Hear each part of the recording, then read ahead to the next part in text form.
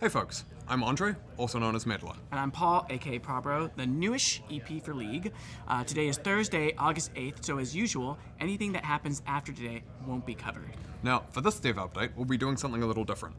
We don't have a lot of, really chunky new topics this year, so we're going to be answering some questions we've received from many of you instead.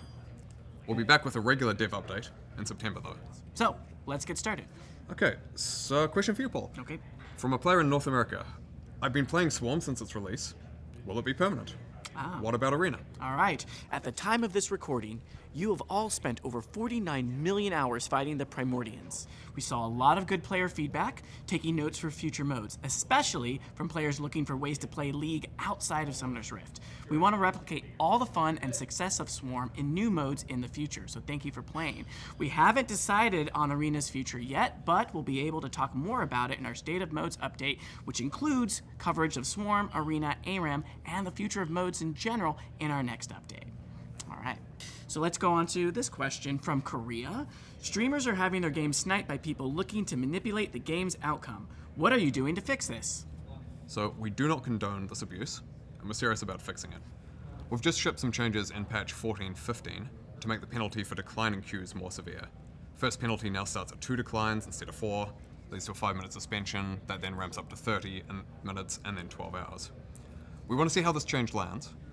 We're certainly open to additional changes to how the decline functionality works if needs be, but there are some trade-offs from those to things like increasing time to get into game, or putting AFK players into lobbies, making those eventually get reset when they auto-dodge.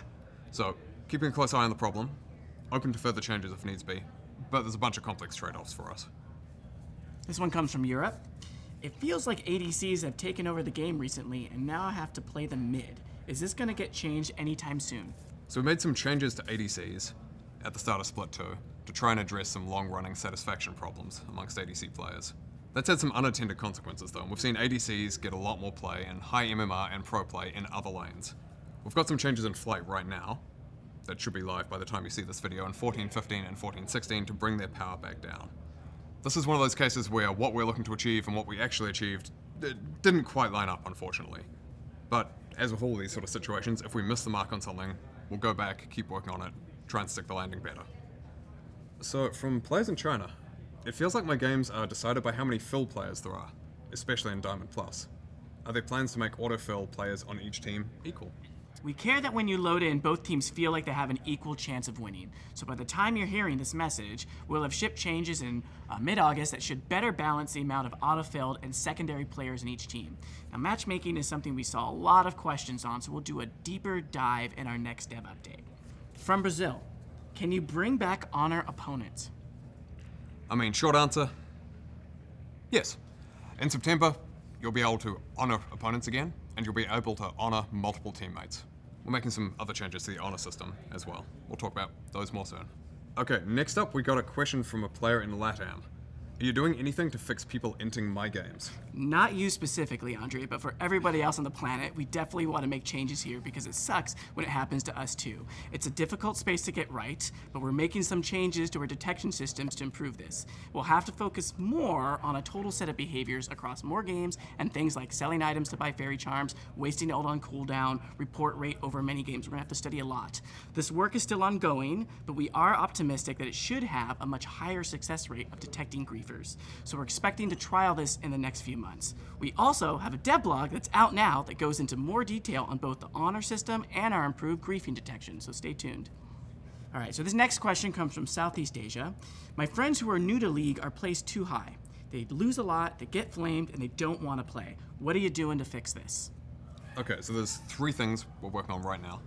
The first is Vanguard removing bots has made it so the matchmaking system gets much better data about how new players are actually doing because they're not getting matched against or compared to bots when their skill is being calculated. Second, for new players to ranked, we recently added a 10 normal SR game requirement to all accounts before they're allowed to play ranked at all. That gives us a lot more data on how players' skill will actually perform there, rather than just comparing them to how they did in ARAMs or RGMs or whatever. And then third, we're also currently working on more improvements to how we detect smurfs in general, so that they're placed more accurately.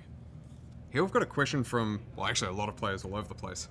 Did Vanguard actually stop botting in League like you said it would? Is Vanguard working? All right, the short answer is yes, and let me hit you with some stats. Ranked scripting fell below 1% for the first time in 4 years.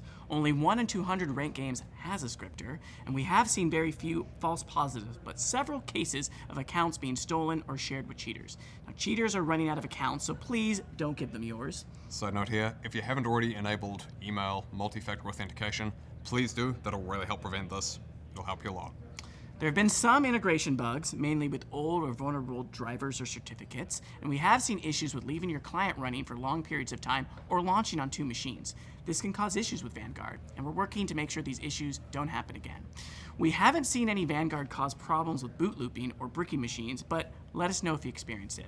The biggest complaint we are seeing is, why does this have to run from boot? Microsoft is making some changes to Windows. We may get to a point where Vanguard may not have to do this in the future. We'll see how this goes and give you an update as soon as we can. We're starting to see bad actors move to Mac, so Mac Vanguard should be coming soon. You can read about that and more today in our dev blog made by our wizardly Vanguard team. Next we have a question from a player in North America. Do you have an update on the Champion Mastery emotes that you promised you'd be updating? We do. We've gone through a few explorations, but we've landed on this. Now, our goal was to respect the previous design players' love while figuring out a way to make them look different and updated. We want to get your feedback on this new version, so please do let us know what you think. All right, Andre, here comes another question from players in Oceania, which I believe you're familiar with, yes? Okay, why do you force champions into existing thematics? So a lot goes into the process of selecting what theme we're going to use for champion skins. Sometimes that's an existing thematic that players really want to see a champion in. Sometimes that's particular aspects of a champion's personality or whatever. But we are going through a bit of an update right now where we're going to put less focus on existing skin lines, as our starting point at least, and a bit more focus on, hey, what does this particular champion need from a new skin? So we're going to look more at their portfolio, figure out what they're lacking, whether that's skins that really closely align with their base existing theme, or things that actually take aspects of their personality in ways that work but really reinvent them. Like, what if Azir was a practitioner of the law? We want to have that wide range of vibes and just like feel for these skins in ways that still make sense for the champion they are. Sometimes that means, you'll get things like the B skin line. Sometimes that'll mean things like, Rain Shepherd to really enhance existing champion fantasies. If you want to hear more about how we choose skins, we've got a dev blog out now that goes into a lot more detail. And to spoil some stuff from it, the upcoming prestige skin list is Zeri, Diana, Swain, and Caitlyn. Okay, so this one comes from everyone. When are you going to delete Yuumi? Yeah, so we're not going to be doing that. We're going to be adding Yumi's sister, Tumi, instead. Tumi will have 2 books. Will be permanently attached. We'll have double crit. We'll have a 3-hit, a 4-hit, and a 5-hit passive.